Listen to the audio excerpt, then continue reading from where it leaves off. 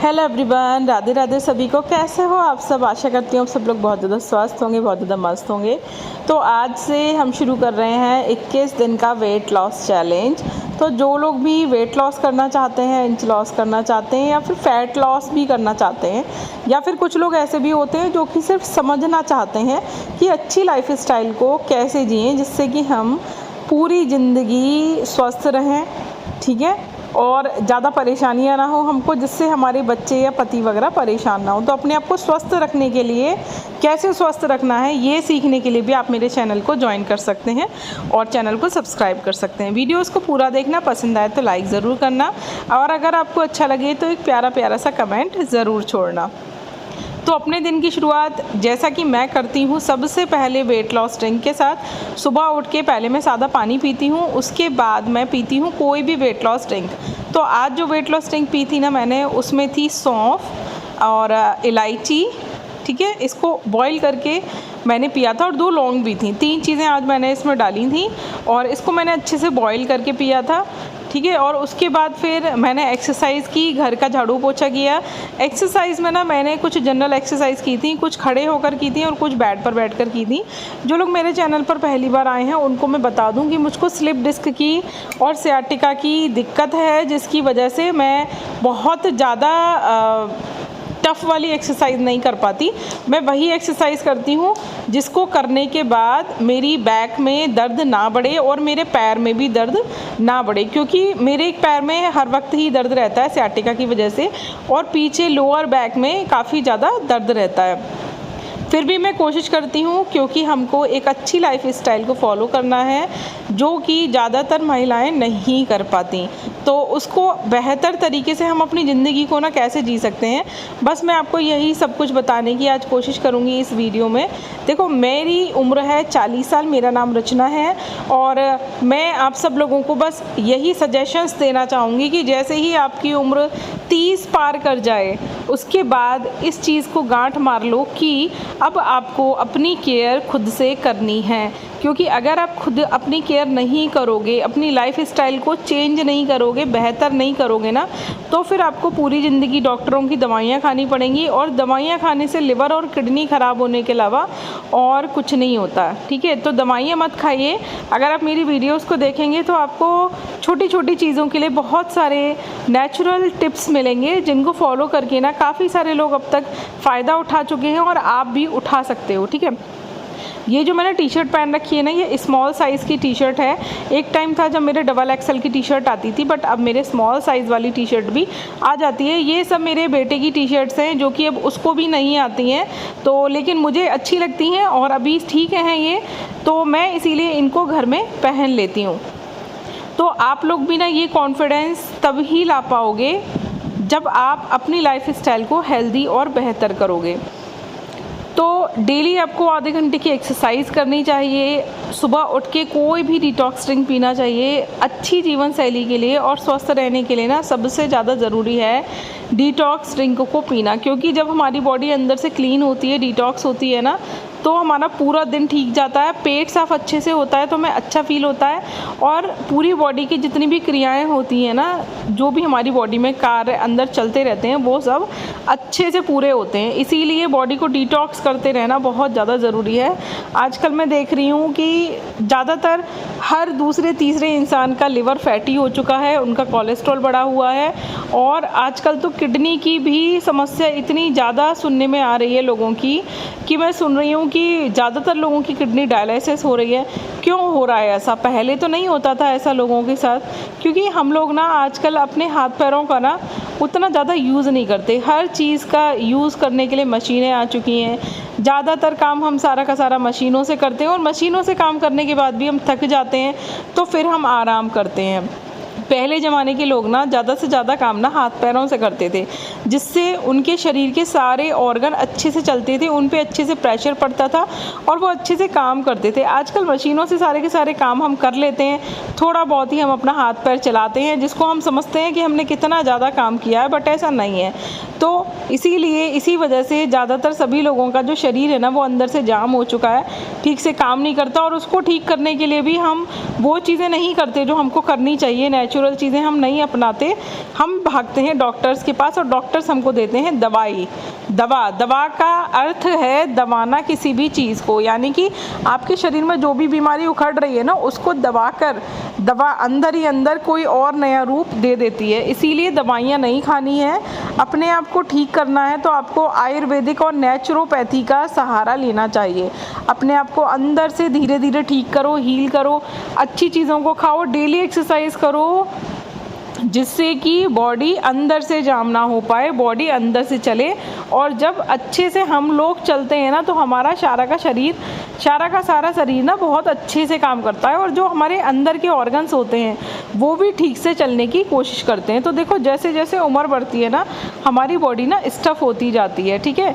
और आप देखोगे कि जब हम छोटे थे या हमारी एज कम थी ना, बहुत रेयर केस में कोई बचपन में मोटा होता है, वरना हम तो बचपन में बहुत ही ज़्यादा पतले थे। लेकिन जैसे जैसे उम्र बढ़ती जाती है ना, मेटाबॉलिज्म स्लो होता जाता है, कुछ बच्चे पैदा करने में, और फिर उसके बाद जो हार्मोन्स डिस्टर्ब होते हैं उसकी वजह से हम महिलाओं के अंदर ना वेट बढ़ना शुरू हो जाता है। सबका नहीं कह रही, 100% में से 5-10% ऐसी भी महिलाएं होती हैं जिनका वेट नहीं बढ़ता किसी भी कंडीशन में। उनका मेटाबॉलिज्म ऐसा सेट रहता है कि वो पतली की पतली ही रहती हैं। वो चाहती भी हैं मोटी होना, तब भी वो मोटी नहीं हो पाती, बट 90% महिलाएं ना मोटी हो जाती हैं। और कुछ तो इस प्रकार से मोटी हो जाती हैं, जैसे कि कुछ के हाथ पैर पतले हैं और पेट ही पेट निकल रहा है, और कुछ इस तरीके से हो जाती हैं कि उनके हाथ पैर बहुत ही ज़्यादा मोटे हो जाते हैं, हिप्स मोटे हो जाते हैं, थाइज़ मोटी हो जाती हैं। तो सबके शरीर की शेप अलग अलग होती है और सभी लोग अलग अलग तरीके से ना मोटे होते हैं, ठीक है। और कुछ महिलाएं तो इस प्रकार से भी मोटी हो जाती हैं कि उनके हाथ पैर भी पतले होते हैं, बस सीना और पेट ही बहुत ज़्यादा निकल आता है, ठीक है। क्योंकि मैं आपको इसलिए बता पा रही हूँ क्योंकि मैंने काफ़ी अच्छे से ऑब्जर्वेशन किया हुआ है इन सब चीज़ों का, तो इसलिए मैं आपको बता रही हूँ कि सबका जो तरीका है बॉडी पे फैट चढ़ने का वो अलग अलग होता है, तो उतरने का भी अलग अलग होता है। तो इसीलिए पेशेंस बनाकर आपको अपना वेट लॉस शुरू करना चाहिए। आज हमारी वेट लॉस जर्नी का पहला ही दिन है, इसीलिए मैं आप लोगों को पहले ये सब चीज़ें समझा रही हूँ कि जब आप अपनी वेट लॉस जर्नी को शुरू करते हैं ना, तो सबसे पहले आपको अपना माइंड सेट करना है कि मुझे ये सब कुछ जो भी मैंने रूटीन सेट किया है, मुझे ये सब कुछ फॉलो करना है और रोज़ फॉलो करना है। दूसरा, मुझे किसी से अपना कंपैरिजन नहीं करना। ये वाली बात बताने के लिए ही मैंने आपको ये बताया था कि कितने प्रकार की बॉडी टाइप होता है औरतों का, क्योंकि सबका अलग अलग होता है, तो सबका फैट लॉस वेट लॉस भी अलग अलग तरीके से होगा। किसी का जल्दी, किसी का स्लो, किसी का धीरे धीरे, ठीक है। तो किसी से अपना कंपैरिजन नहीं करना है। सबका, किसी का फैट ज़्यादा बर्न होता है, किसी का वेट ज़्यादा तेज़ी से रिड्यूस होता है, सबका अलग अलग तरीका होता है। किसी के बाल झड़ने लगते हैं, किसी की स्किन डल हो जाती है और किसी का कुछ भी नहीं होता।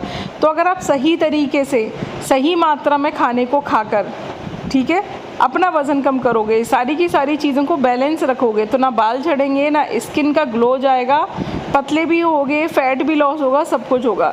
काफ़ी सारे लोग क्या करते हैं, कोई नाश्ता छोड़ देता है, कोई रात का डिनर करना छोड़ देता है, और उसके बाद भी उन लोगों का वज़न कम नहीं होता। और इस बात को मैं आप लोगों को बहुत बार समझा चुकी हूँ कि हमारी बॉडी का एक दिमाग हमारे दिमाग में होता है, लेकिन एक और दिमाग होता है हमारी बॉडी का, जो उसके पास होता है। वो समझती है कि मुझे क्या मिलना है और क्या नहीं मिलना खाने में। तो जो चीज़ हम उसे खाने में नहीं देते ना, वो उस चीज़ को स्टोर करना शुरू कर देती है।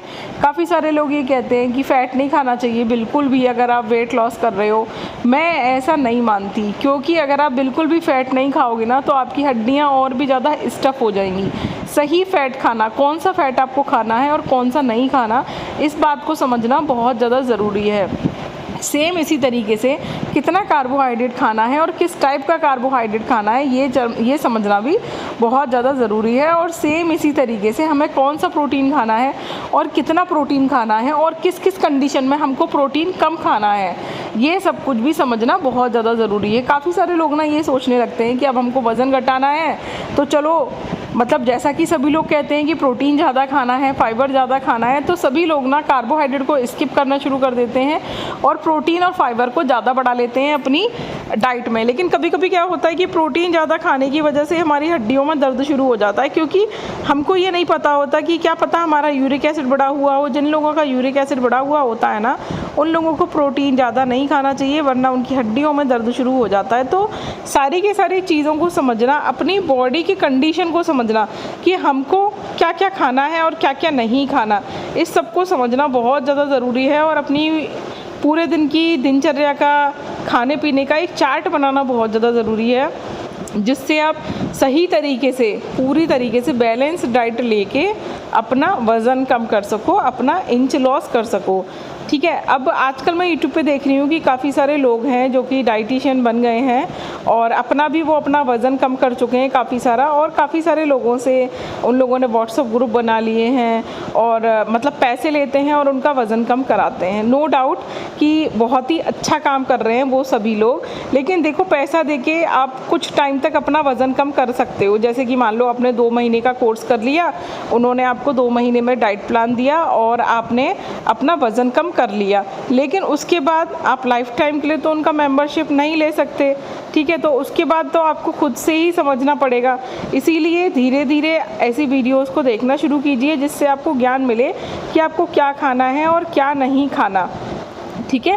कितना खाना है, कैसे खाना है, जिससे कि एक बार तो आप किसी से डाइट प्लान लेके वज़न कम कर लोगे, बट लाइफ टाइम के लिए जब आपको अपना वज़न मेंटेन करके रखना होगा तो आपको एक ना एक बार ये चीज़ ज़रूर समझनी पड़ेगी।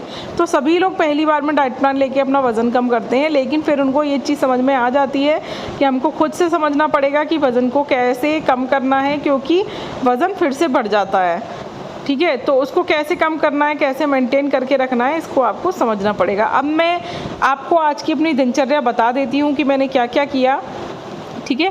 तो सुबह उठ के मैंने पिया था डिटॉक्स ड्रिंक, फिर मैंने की थी आधे घंटे की एक्सरसाइज, उसके बाद घर का झाड़ू पोछा लगाया, उसके बाद चाय के साथ मैंने 2 टोस्ट खा लिए थे। आज ना मेरे सर में बहुत ज़्यादा दर्द हो रहा था, तो मैंने सुबह ब्रेकफास्ट में आज कुछ भी नहीं बनाया था, तो मैंने चाय के साथ 2 टोस्ट खा लिए थे। फिर दोपहर को ना मैंने खाने में बनाई थी खिचड़ी, क्योंकि मेरा पेट भी ना थोड़ा सा ठीक नहीं था। अभी रिसेंटली पिछले कुछ दिनों में उल्टा सीधा खाना खा लिया है थोड़ा सा, तो पेट ठीक नहीं था, तो मैंने खिचड़ी ही बनाई थी और रात को भी मैंने हल्का ही खाना बनाया था।